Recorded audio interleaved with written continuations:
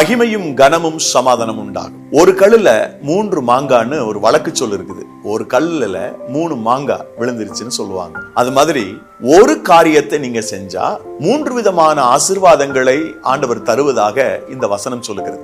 மகிமையும் கனமும் சமாதானமும் நமக்கு உண்டாகும். அன்பானவர்களே, தேவனுடைய பிள்ளைகளாக இருக்கிற நாம் இந்த ஆசீர்வாதத்துக்கு உரியவர்களாக நாம் இருப்பதற்கு என்ன செய்ய வேண்டும் என்றால், தேவனுடைய நாமத்தினாலே நாம் முடிந்தவரை நன்மை செய்ய வேண்டும். நன்மை செய்கிறதுல தளர்ந்து போகாதிருங்கள் என்று கலாத்திய சபைக்கு அப்போஸ்தலனாகிய பவுல் எழுதுகிறார்.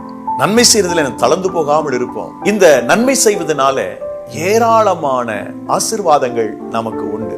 இதைத்தான் நாம் பழைய ஏற்பாட்டில நன்மை செய்தால் உனக்கு மேன்மை இல்லையோ என்று வாசிக்கிறோம். ஆதியாகமம் 4வது அதிகாரம் 7வது வசனத்திலே. புதிய ஏற்பாட்டில ரோமர் 13:3 வாசிக்கிறோம், நன்மை செய்கிறவனுக்கு புகழ்ச்சி உண்டாகும் என்று அந்த வசனம் சொல்கிறது.